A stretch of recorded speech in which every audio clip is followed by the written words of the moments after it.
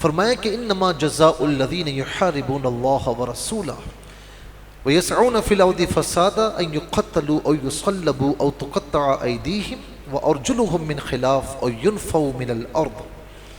فرمایا کہ جو اللہ اور اس کے رسول سے جنگ کرتے ہیں، زمین میں فساد پھیلاتے ہیں، دہشت گردی کرتے ہیں، ان کی یہی سزا ہے کہ ان کو چن چن کر مار دیا جائے، قتل کر دیا جائے، یا ان کو سولی چڑھایا جائے، یا ان کے ہاتھ ایک جانب سے اور پیر دوسری جانب سے کاٹ دیے جائیں، یا پھر ان کو زمین سے نکال دیا جائے، یعنی قید کر لیا جائے.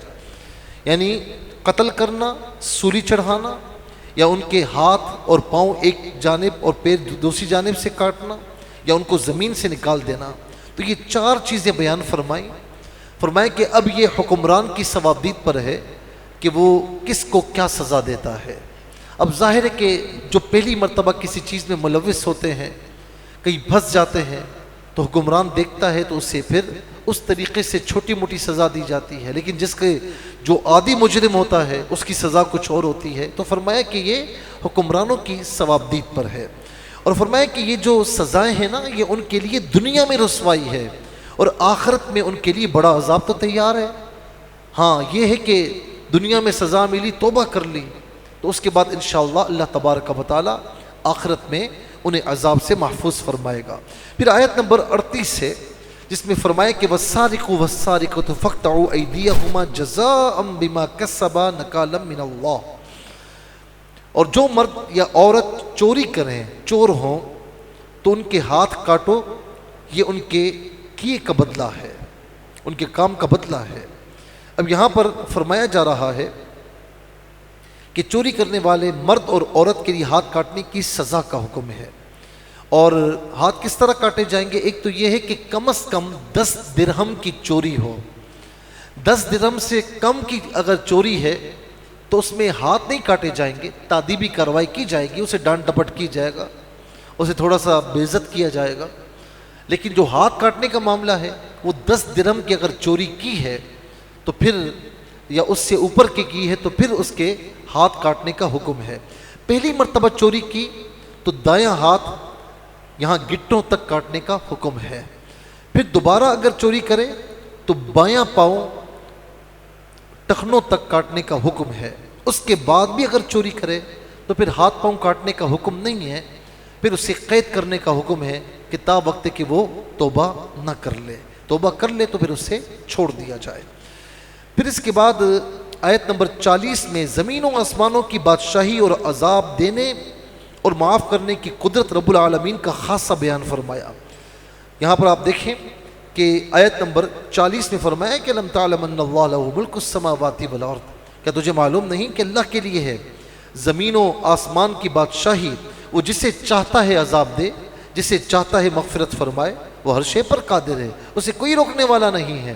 لیکن وہ ظالموں کو سزا دیتا ہے، وہ مظلوموں کو، بے قصوروں کو سزا نہیں دیتا. پھر اس کے بعد آیت نمبر 41 اور 42 میں اللہ تبارک و تعالی نے پھر یہود کے نفاق کو بیان فرمایا. یا ایھا الرسول لا یحزنک الذین یسارعون فی الکفر. یہاں سے یہ شروع ہو رہا ہے. اس میں کیا کیا چیزیں بیان فرمائیں؟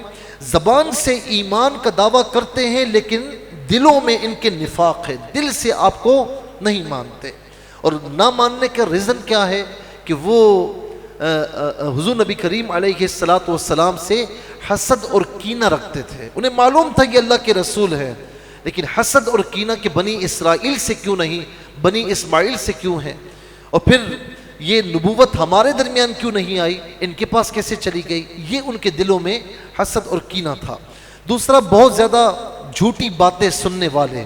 تیسرا، جو لوگ آپ سے دور رہتے ہیں ان کی باتیں بڑی توجہ سے سنتے ہیں. نمبر 4، اللہ کے کلام میں تبدیلیاں کرتے ہیں. نمبر 5، وہ آپ کے پاس اپنے مقدمات اس نیت سے لے کر آتے ہیں کہ آپ ان کا پسندیدہ فیصلہ فرمائیں تو قبول ہے، ورنہ وہ آپ کے فیصلے کو نہیں مانتے. حالانکہ ایمان کی علامت یہ ہے کہ کہ میں پہلے اس سے پہلے عرض کر چکا ہوں کہ حضور نبی کریم علیہ السلام جو فیصلہ فرمائیں، چاہے وہ دنیاوی ہو چاہے شرعی ہو، جو فیصلہ فرما دیں تو مسلمان کی علامت یہ ہے، ایمان کی علامت یہ ہے کہ وہ صرف زبان سے، صرف ظاہری طور پر قبول نہ کرے بلکہ دل سے بھی من وعن اسے تسلیم کر لے اور میرے آقا علیہ السلام کے حکم کے آگے اپنے سر کو جھکا دے۔ اور پھر چھٹی ان کی علامت بتائی کہ بہت زیادہ حرام کمانے والے ہیں، حرام کھانے والے ہیں، اور ساتویں تورات میں زنا کی سزا رجم ہے، مگر ان کے علماء اس حکم کو چھپاتے تھے تو رسول اللہ صلی اللہ علیہ وسلم نے اسے ظاہر فرما دیا۔ اب یہاں پر اگر دیکھا جائے تو ایک روایت کا بھی ذکر ہے خاص طور پر کہ جس میں فرمایا کہ وَكَيْفَ يُحَكِّمُونَكَ وَعِنْدَهُمُ التَّوْرَاةُ فِيهَا حُكْمُ اللَّهِ ثُمَّ يَتَوَلَّوْنَ مِن بَعْدِ ذَلِكَ وَمَا أُولَٰئِكَ بِالْمُؤْمِنِينَ۔ اب ہوا یہ کہ یہودیوں میں سے ایک عورت نے اور مرد نے بدکاری کا ارتکاب کیا۔ اب ہوا یہ کہ انہوں نے کہا کہ بھئی فیصلہ حضور نبی کریم علیہ السلام سے کرواتے ہیں، تو حضور نبی کریم علیہ السلام نے ان سے فرمایا کہ یہ بتاؤ کہ تورات میں کیا حکم ہے؟ تو انہوں نے جھوٹ کہا، انہوں نے کہا کہ تورات میں یہ حکم ہے کہ ان کو گدھے پر بٹھایا جائے، منہ کالا کیا جائے اور شہر بھر میں گھمایا جائے۔ تو فرمایا کہ یہ حکم تو نہیں ہے۔ پھر اس کے بعد ان کا ایک بڑا عالم تھا ابن سوریہ، آقا علیہ السلام نے فرمایا کہ میں تجھے اللہ کی قسم دے کر کہتا ہوں جس کے سوا کوئی معبود نہیں، جس نے موسیٰ پر تورات نازل فرمائی، مجھے بتاؤ کہ یہاں پر تورات میں کیا لکھا ہے۔ تو اس نے پھر اقرار کیا اور اس نے کہا اگر آپ مجھے اللہ کی قسم نہ دیتے میں آپ سے سچ نہ کہتا۔ تو کہا کہ ہمارے یہاں بھی یہی حکم ہے جو آپ کے یہاں ہے، بس ہمارے یہاں جو بڑا جرم کرتا ہے اسے سزا نہیں دی جاتی اور چھوٹا جرم کرے تو اسے سزا دی جاتی ہے، اسی لیے بڑوں کے لیے ہم نے یہ یوں سمجھ لیں کہ ایک آپشن نکال دیا ہے کہ جی ان کو گدھے پر بٹھایا جائے، منہ کالا کیا جائے، گھمایا جائے۔ حالانکہ ان کے یہاں بھی شادی شدہ اگر مرد اور عورت معاذ اللہ زنا کا ارتکاب کریں تو ان کے لیے سنگساری ہے، تورات میں بھی یہ حکم موجود ہے۔ پھر اس کے بعد اللہ تبارک و تعالیٰ نے آیت نمبر 45 میں بیان فرمایا کہ وَكَتَبْنَا عَلَيْهِمْ فِيهَا أَنَّ النَّفْسَ بِالنَّفْسِ وَالْعَيْنَ بِالْعَيْنِ وَالْأَنْفَ بِالْأَنْفِ وَالْأُذُنَ بِالْأُذُنِ وَالسِّنَّ بِالسِّنِّ وَالْجُرُوحَ قِصَاص۔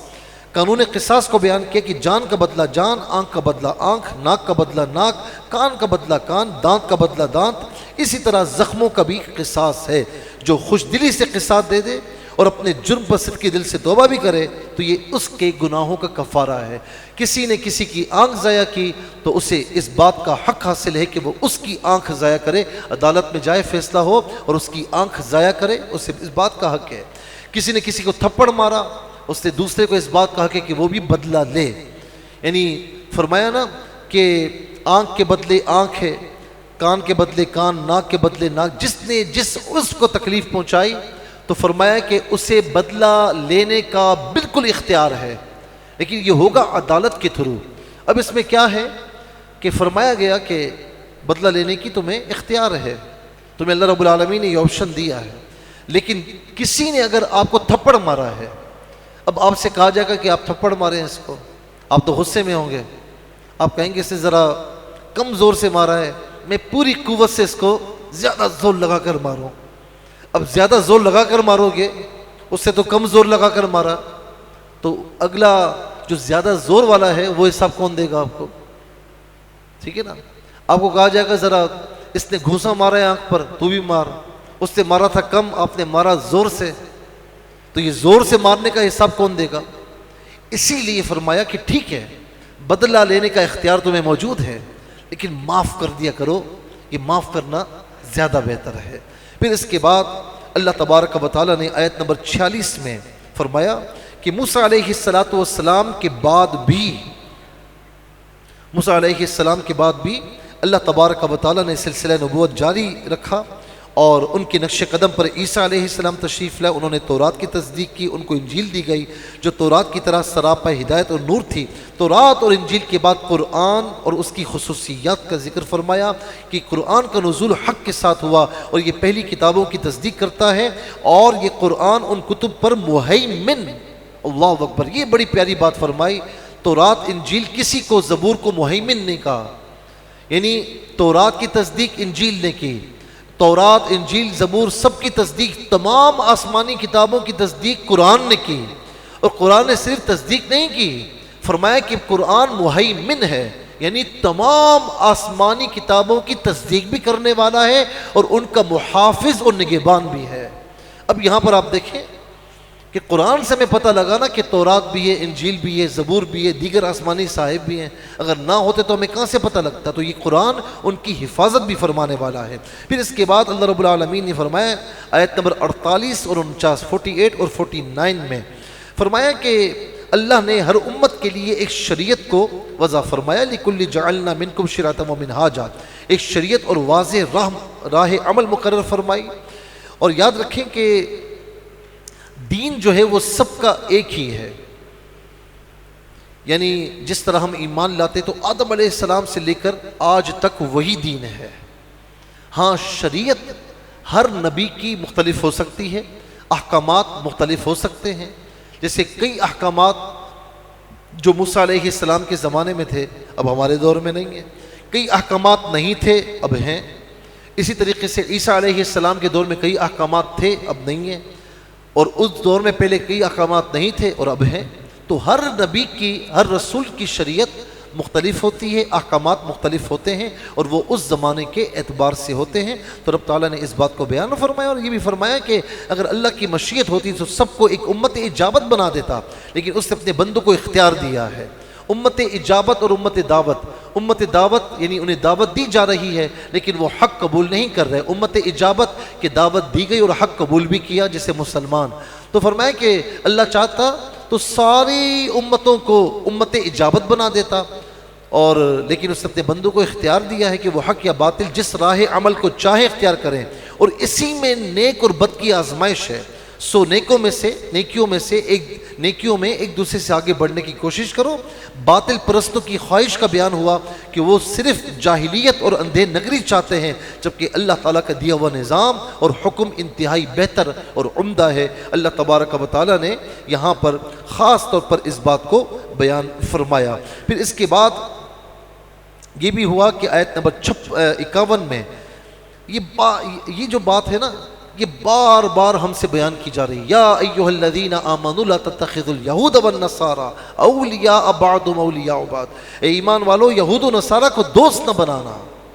ایک تعلق رکھنا ہے، بزنس ٹرمز ہیں، یا کہیں پر آپ کام کرتے ہیں وہاں پر یہ بھی کام کرتے ہیں، ایک تعلق، ایک ٹرمز رکھنا الگ ہے، لیکن ان کو رازدار نہ بنانا، قلبی دوستی نہ رکھنا۔ مسلمان کا دوست ہو سکتا ہے لیکن کوئی یہود و نصارہ، کوئی غیر مسلم مسلمان کا دوست نہیں ہو سکتا۔ ٹھیک ہے اس سے اچھا تعلق رکھیں، اس سے ضرورت ہے اس کی مدد کریں، لیکن راز کی باتیں چاہے وہ اسلام کی ہوں، چاہے مسلمانوں کی ہوں، چاہے گھر کی ہوں، چاہے ہمارے ملک کی ہوں، ان سے شیئر نہ کریں۔ فرمایا کہ وہ آپس میں دوست ہیں، وہ تمہارے دوست نہیں بن سکتے۔ ابھی آپ لوگوں کی جتنی عمر ہے، آپ نے دیکھا ہوگا کہ جب بھی کوئی معاملہ آتا ہے تو سارے یہ گیدڑ جمع ہوتے ہیں اور مسلمانوں پر یوں سمجھ لیں کہ حملہ کرنے کی کوشش کرتے ہیں۔ ایسا ہی ہے نا، پچھلے زمانے میں دیکھتے آئے عراق، پھر یمن، شام، پھر افغانستان، یہ ساری مثالیں ہمارے سامنے ہیں۔ اور کیوں ہیں؟ کہ ہم انہیں دوست سمجھتے ہیں، وہ ہمیں دوست نہیں سمجھتے۔ ہم ان سے راز شیئر کرتے ہیں لیکن وہ نہیں کرتے۔ تو جب ہم اس طریقے سے ان کے سامنے جھکیں گے تو پھر ذلت اور رسوائی تو آئے گی نا۔ قرآن کریم کی پہلی 4 پارے میں نے آیت پڑھ کے بتائی تھی آپ کو کہ وَأَنْتُمُ الْأَعْلَوْنَ إِن كُنتُم مُؤْمِنِينَ، تم ایمان والے بن کے دکھاؤ، وہ تمہیں عزت اور بلندی عطا فرمائے گا۔ ان سے ڈرو مت، وہ بڑے بزدل ہیں، تم کھڑے رہو گے وہ دم دبا کر بھاگیں گے۔ یہ قرآن فرما رہا ہے ہم سے، اور یہاں پر فرمایا کہ جو بھی ان سے دوستی اختیار کرے گا وہ انہی میں سے ہوگا۔ پھر آیت نمبر 56 میں فرمایا کہ جو اللہ اور رسول اور ایمان والوں کو دوست بنائے تو بے شک غالب جو ہے وہ اللہ کی جماعت ہے، وہ کسی اور کی جماعت نہیں ہے۔ تو یہاں پر فرمایا کہ انما ومن يتول اللہ ورسولہ والذین آمنوا فإن حزب اللہ هم الغالبون، اور جو اللہ اور اس کے رسول اور مسلمانوں کو اپنا دوست بنائے بے شک پھر اللہ ہی کی جماعت وہ ہمیشہ غالب رہتی ہے۔ پھر اس کے بعد آیت نمبر 57 میں فرمایا کہ اہل کتاب میں سے دین کو مذاق بنانے والوں اور کافروں کو دوست نہ بنانا، یعنی وہ لوگ جو دین کو بھی مذاق بناتے ہیں تو فرمایا کہ ان کو بھی دوست نہ بنانا، ان کی صحبت میں نہ بیٹھنا۔ یہ اب باقاعدہ اللہ تبارک و تعالیٰ نے آیت نمبر جو ہے وہ 57 میں اس بات کو بیان فرمایا، یا ایھا الذین آمنوا لا تتخذوا الذین اتخذوا دینکم ہزوا ولعبا، جو کھیل تماشا بناتے ہیں نا ان کے پاس نہ بیٹھنا۔ اچھا مسلمان کہلانے والے بھی کچھ ایسے ہوتے ہیں، اب ان کے پاس بیٹھے دین کا، اہل دین کا مذاق اڑائیں گے۔ دین بیزار لوگ ہوتے ہیں نا، اصل ان کی دشمنی دین سے ہے، لیکن وہ دین کو برا بلا کہیں تو لوگوں نے پتھر مارے، تو اس لیے اپنی بھڑاس کس پر نکالتے ہیں؟ دین والوں پر۔ اے مولوی، اے فلاں مولوی نے یہ کہہ دیا، فلاں مولوی نے، یہ اپنی بھڑاس نکال رہے ہوتے ہیں دین کے خلاف۔ تو فرمایا کہ ان کو دوست نہ بنانا، دوست بناؤ گے تو تم بھی انہی کی طرح ہو جاؤ گے۔ پھر اس کے بعد آیت نمبر 60 میں فرمایا کہ بدترین سزا ان لوگوں کی کہ جن پر اللہ تعالیٰ نے لعنت فرمائی، غضب فرمایا، انہوں نے شیطان کی عبادت کی اور ان میں سے بعض کی صورتوں کو مسخ کر کے اللہ تبارک و تعالیٰ نے انہیں بندر اور خنزیر بنا دیا۔ یہ اس آیت کریمہ میں آیت نمبر 60 میں اس بات کا بیان ہے کہ اہل کتاب میں سے جنہوں نے نافرمانیاں کی تو ان کے ساتھ معاملات ہوئے، اور یہاں تک کہ شیطان کی عبادت کی، اور پھر بعض کی صورتوں کو فرمایا کہ ہم نے بندر اور خنزیر کی طرح کر دیا۔ اور اس میں یعنی کئی بیانات اس میں موجود ہیں کہ ان کو سزائیں ہوتی تھیں۔ پھر اس کے بعد آیت نمبر 61 اور 62 میں منافقین یہود کی بے ایمانی، جھوٹ، گناہ، زیادتی، حرام خوری اور ان کے کاموں میں یعنی غلط کاموں میں تیزی سے آگے بڑھنے کا ذکر ہے کہ یہ بڑی تیزی کے ساتھ نا غلط کاموں میں آگے بڑھتے ہیں۔ وَتَرَىٰ كَثِيرًا مِّنْهُمْ يُسَارِعُونَ فِي الْإِثْمِ وَالْعُدْوَانِ، کہ یہ سرکشی گناہوں کی طرف بڑی تیزی سے بڑھتے ہیں۔ وَأَكْلِهِمُ السُّحْتَ، حرام خوری تو ان کو ایسی لگ جاتی ہے، حرام خوری سے پیچھے نہیں ہٹتے۔ لَبِئْسَ مَا كَانُوا يَعْمَلُونَ، یہ بہت برا کام کرتے ہیں۔ اچھا اب یہ تو یہود کی بات ہو رہی ہے نا جو منافقین تھے، آپ کو اپنے آپ کو مسلمان کہلانے والے بھی ملیں گے، وہ آپ دیکھ لیں حرام کام ہو تو آگے سب سے آگے نظر آئیں گے، تسبیح بھی پڑھتے ہوئے نظر آئیں گے، حرام کاموں میں بھی آگے نظر آئیں گے، نمازیں پڑھتے ہوئے بھی نظر آئیں گے، حرام کاموں میں بھی آپ دیکھیں گے ان کو آگے، جہاں برا کام ہوگا سب سے پہلے پہنچے ہوئے ہوں گے۔ تو اللہ تبارک و تعالیٰ نے ان کے لیے وعید بیان فرمائی۔ اور پھر اس کے بعد آیت نمبر 63 میں یہود کی ان بدعمالیوں پر علماء اور مشائخ یہود کے خاموش رہنے اور فرائض منصبی سے غفلت برتنے کی مذمت اللہ تبارک و تعالیٰ نے آیت نمبر 63 میں باقاعدہ ارشاد فرمائی۔ اور پھر اس کے بعد آیت نمبر 64 میں یہودیوں کی اس گستاخانہ جسارت کا ذکر فرمایا کہ خدا کے لیے فقیر اور بخیل جیسے الفاظ استعمال کیے۔ آیت نمبر 64 میں ہے کہ وہ کرتے کیا تھے کہ وقالت الیہود ید اللہ مغلولہ، جب ان سے کہا جاتا نا کہ اللہ کی راہ، وہ دیکھتے مسلمان اللہ کی راہ میں دیتے ہیں، زکوٰۃ دیتے ہیں، صدقات دیتے ہیں، تو وہ کہتے ہیں کہ اللہ کا ہاتھ بندھا ہوا ہے، تو فرمایا کہ اللہ کا ہاتھ بندھا ہوا نہیں ہے، تم پر لعنت کی گئی ہے، تم پر لعنتیں ہیں۔ اللہ تبارک و تعالیٰ نے اس بات کو بیان فرمایا کہ ان بدبختوں کے ہاتھ جکڑے ہوئے ہیں اور اس گستاخانہ قول کے سبب ان پر لعنت ہو، بلکہ اس کے دونوں ہاتھ کھلے ہیں، وہ جسے چاہتا ہے خرچ کرتا ہے۔ آیت نمبر 66 میں فرمایا کہ اہل کتاب اگر تورات اور انجیل کے احکامات پر عمل کرتے تو ان کو فراخ رزق دیا جاتا، اور فرمایا کہ ایک اعتدال پسند جماعت کے علاوہ اہل کتاب مجموعی طور پر برائیوں میں مبتلا تھے۔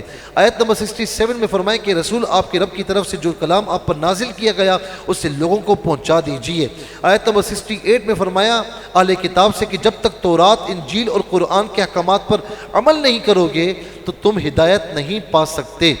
اور اس کے بعد آیت نمبر 73 سے 80 تک، 73 سے 80 تک فرمایا نصارہ کے عقیدے کی خرابیوں کو بیان کیا کہ وہ الوہیت، عیسیٰ اور تثلیث، جس سے ہم انگلش میں ٹرینٹی کہا جاتا ہے، یہ عقیدے کے قائل ہیں، اور حالانکہ اللہ تعالیٰ کی ذات وحدہ لا شریک ہے۔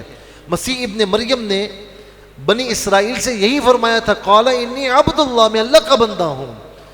مسیح ابن مریم اسی طرح ایک رسول ہیں جس طرح ان سے پہلے رسول گزر چکے ہیں، ان کی ماں صدیقہ ہے۔ اور یہ جو عیسائی کہتے ہیں کہ یہ خدا ہیں، خدا کیسے ہو سکتے ہیں؟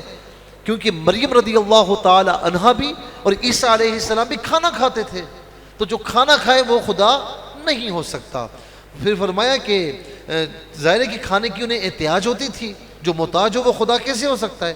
نافرمانیوں، بے اعتدالیوں، حد سے تجاوز کرنے اور نیکی کا حکم نہ دینے اور برائی سے نہ روکنے کی وجہ سے یہود پر داؤد علیہ السلام اور عیسیٰ علیہ السلام کے ذریعے لعنت کی گئی۔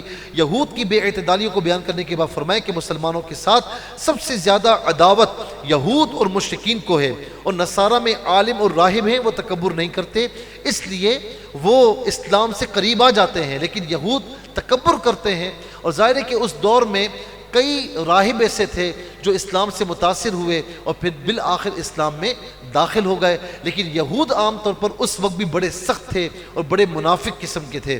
پھر اس کے بعد اللہ تبارک و تعالی نے 7ویں پارے کے آغاز میں یہاں پر ایک خاص انداز میں ذکر ہے کہ وَإِذَا سَمِعُوا مَا أُنزِلَ إِلَى الرَّسُولِ تَرَىٰ أَعْيُنَهُمْ تَفِيضُ مِنَ الدَّمْعِ مِمَّا عَرَفُوا مِنَ الْحَقِّ۔ جب نبی علیہ السلام کے اصحاب نجاشی کے پاس پہنچے اور انہوں نے قرآن کریم پڑھا تو ان کی علماء اور راہبوں نے قرآن مجید سنا، اللہ اکبر۔ اور حال یہ تھا کہ یہاں صحابہ قرآن پڑھ رہے تھے، وہاں نجاشی جو بادشاہ تھا اور اس کے مصاحبین کی آنکھوں سے آنسو روا تھے۔ یہ ہے قرآن جس کا ذکر یہاں فرمایا کہ تفید من الدمع، ان کے آنسو بہ رہے تھے۔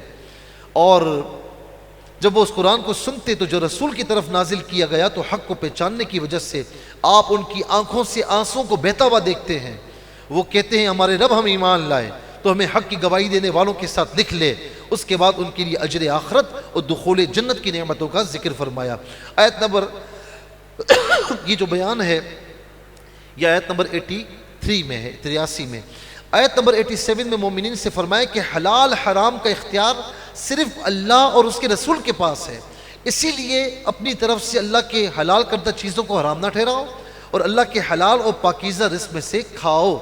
کیونکہ یہاں پر اللہ تبارک و تعالیٰ نے بڑے واضح انداز میں اس بات کو بیان فرمایا کہ جس طرح حرام کو حلال نہیں کیا جا سکتا، فرمایا اسی طریقے سے حرام کو حلال نہیں کر سکتے، اسی طریقے سے حلال کو حرام نہیں کر سکتے۔ یہ منصب اللہ رب العالمین کا ہے اور اس کے بتائے جانے سے اس کے پیارے محبوب صلی اللہ تعالی علیہ وسلم کا ہے۔ اور یہ اس وقت نازل ہوئی جب حضرت عثمان بن مظعون رضی اللہ تعالی عنہ اور ان کے کچھ جو ہے ساتھی تھے جمع ہوئے، انہوں نے کہا ہم دنیا چھوڑ دیں گے، ہم بیویوں سے علیحدہ ہو جائیں گے، خوشبو استعمال نہیں کریں گے وغیرہ وغیرہ۔ تو اللہ رب العالمین نے فرمایا کہ یہ دین نہیں ہے، دین یہ ہے کہ تم بیوی کا بھی حق ادا کرو، تم بندوں کا بھی حق ادا کرو، اپنے بچوں کا بھی حق ادا کرو۔ دین یہ ہے کہ لوگوں میں رہتے ہوئے پاکیزہ زندگی گزارو، تو یہ دین ہے۔ تو اپنی طرف سے کسی چیز کو حرام نہ کرنا۔ اس کے بعد آیت نمبر 89 میں یمین منعقدہ کا حکم بیان کیا گیا۔ یمین منعقدہ سے مراد یہ ہے کوئی شخص مستقبل میں کسی کام کے کرنے یا نہ کرنے کی قسم کھائے، اگر وہ اس قسم پر قائم رہتا ہے تو فقہی اعتبار سے کہا جاتا ہے کہ وہ قسم میں بری ہے۔ اگر وہ قسم کو توڑ دیتا ہے یعنی جو کہا اس کے برعکس کرتا ہے تو فقہی اعتبار سے اسے حانث ہونا کہتے ہیں۔ اس آیت میں کفارہ بیان کیا گیا اور میں اس سے پہلے یہ کفارہ وغیرہ بیان کر چکا ہوں کہ اس کے لیے کفارہ کسی نے قسم کھائی اور قسم توڑ دی تو کفارہ یہ کہ 10 مساکین کو 2 وقت کا کھانا کھلائے، اس بات کی طاقت نہیں ہے تو پھر 3 پہ در پہ روزے رکھے، یہ قسم کا کفارہ ہے۔ پھر اس کے بعد اللہ رب العالمین نے آیت نمبر 90 اور 91 میں فرمایا کہ اے مومنو، شراب، جوا، بتوں کے پاس قربانی کے لیے نصب شدہ پتھر اور فال کے تیر محض ناپاک شیطانی کام ہیں، سو تم ان سے اجتناب کرو تاکہ تم فلاح پاؤ۔ شیطان تو بس یہ چاہتا ہے کہ شراب اور جوئے کے ذریعے تمہارے درمیان بغض و عداوت پیدا کرے اور تمہیں اللہ کے ذکر اور نماز سے روکے، تو کیا تم باز آنے والے ہو؟ ان 2 آیات میں شراب کو محرمات قطعیہ کے ساتھ ذکر کر کے 9 وجوہ سے اس کی حرمت کی تاکید بیان فرمائی۔ اب شراب کے حرام قطعی ہونے میں کسی شک اور شبے کی گنجائش موجود نہیں۔ آیت نمبر 100 سے لے کر 103 تک رسول اللہ صلی اللہ علیہ وسلم سے غیر ضروری سوالات کرنے سے منع فرمایا گیا۔ فرمایا کہ اگر بہت سی باتیں تم پر ظاہر ہو جائیں تو تمہیں ناگوار گزرے گا۔ تو زمانے جاہلیت میں جو ہے وہ پھر فرمایا کہ بعض حلال جانوروں کو بتوں کے نام پر وقف کر کے ان کا دودھ دونا، ان پر سامان لادنا اور ان کا گوشت کھانا یہ ممنوع قرار دیتے تھے۔ ان میں سے چند کا بیان بھی یہاں پر اللہ تبارک و تعالیٰ نے ان کا باقاعدہ ذکر فرمایا ہے۔ کہ ما جعل اللہ من بحیبۃ ولا سائبۃ ولا وسیلہ ولا حام، بحیرہ، سائبہ، وسیلہ، ان کا ذکر کیا کہ یہ کیا کرتے تھے کہ بتوں کے نام پر وقف کر کے کسی کو یہ کہتے تھے بحیرہ، کسی کو سائبہ، کسی کو وسیلہ، کسی کو حام، اور ان کی تعریفات میں مختلف اقوال ہیں۔ تو فرمایا کہ ایسی کوئی بات نہیں، یہ اللہ پر بہتان تراشتے ہیں، یعنی حلال اور حرام قرار دینا یہ اللہ رب العالمین کا کام ہے، اور رسول اللہ صلی اللہ علیہ وسلم کا اختیار ہے۔ یہ بتوں پر جو چڑھاوے چڑھاتے ہیں اور منسوب اللہ کی طرف کرتے ہیں، یہ اللہ پر جھوٹ باندھتے ہیں۔ پھر آیت نمبر 104 میں فرمایا کہ جب اہل کتاب و دین سے انحراف کرنے والوں کو دعوت دی جاتی ہے تو وہ اللہ کے نازل کردہ دین اور رسول کی طرف اتباع کے لیے چلے آؤ۔ ان سے جب کہا جاتا ہے وہ کہتے ہیں کہ ہم جس روش پر ہیں اس پر ہم نے اپنے آباء و اجداد کو پایا ہے اور ہم اسے چھوڑ نہیں سکتے۔ تو اللہ رب العالمین نے ان کا بیان یہاں پر فرمایا۔ پھر آیت نمبر 106 میں فرمایا کہ جب وصیت کرنی ہو تو 2 عادل گواہ مقرر کرنے چاہیے تاکہ بعد میں تنازع پیدا نہ ہو، اور یہ بھی فرمایا کہ حق کی گواہی کو چھپانا نہیں چاہیے، حق کی گواہی کو چھپانا نہیں چاہیے۔ تو اس بات کا بیان یہاں پر اللہ رب العالمین نے فرمایا۔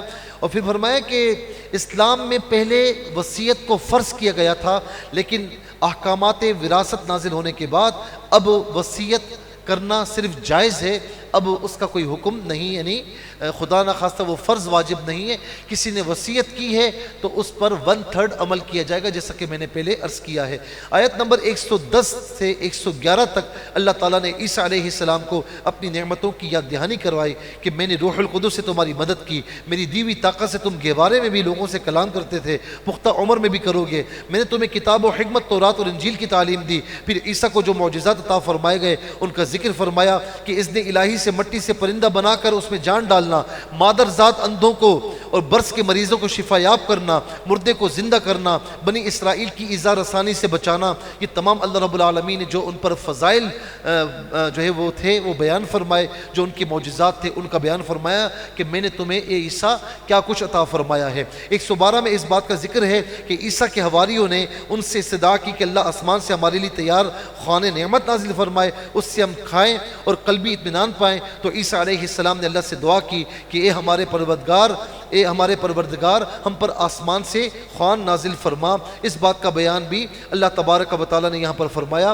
آیت نمبر 114 میں کہ ربنا انزل علینا مائدۃ من السماء تکون لنا عیدا لاولینا وآخرنا، کہ ہم پر دسترخوان نازل فرما تاکہ اس کے نزول کے دن ہم جو ہے اس دن کو عید بنا لیں۔ اور یہاں پر آپ دیکھیں کہ ایک نعمت نازل ہوئی تو عیسیٰ فرماتے ہیں کہ ہم اس دن کو عید کا دن بنائیں گے۔ تو جس دن تمام نعمتوں کی نعمت حضور نبی کریم علیہ السلام کی صورت میں ہمیں ملی تو ہم ان کے آنے کے دن ہم عید کیوں نہ منائیں، عید ربیع الاول کیوں نہ منائیں، عید میلاد النبی کیوں نہ منائیں۔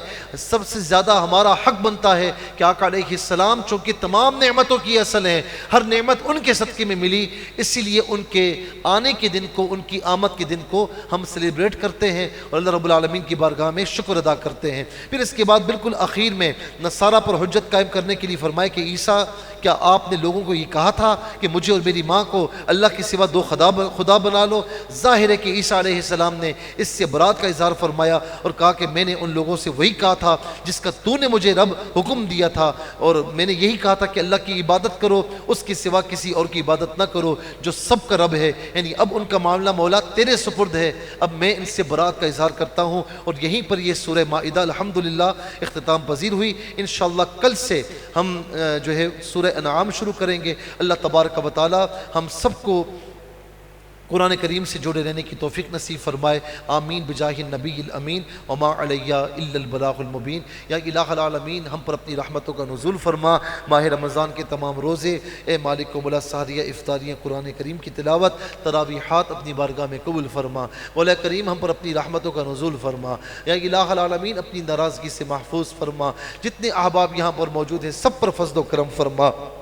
یا الہ العالمین ان کا یہاں آنا اپنی بارگاہ میں قبول فرما، قرآن کی برکتوں سے سب کو مالا مال فرما، قرآن کی تعلیمات سے، قرآن کی تلاوت سے سب کے قلوب کو منور و روشن فرما۔ یا الہ العالمین روز قیامت ہم سب کو قرآن کی شفاعت سے بے رمن فرما۔ اے مالک و مولا سب کی بیماریاں، سب کی مشکلات، سب کی تکلیفیں، سب کی مصیبتیں دور فرما، سب کی رزق حلال میں ترقی عطا فرما، تمام مرحومین کی مغفرت فرما۔ یا الہ العالمین بار بار حرمین طیبین کی زیارت نصیب فرما، حرمین طیبین میں ایمان بالخیر موت نصیب فرما، ہماری ایک ایک دعا پر فرشتوں کی آمین فرما۔ وصلی اللہ تعالی علی خیر خلق محمد وآلہ وصحبہ اجمعین برحمتک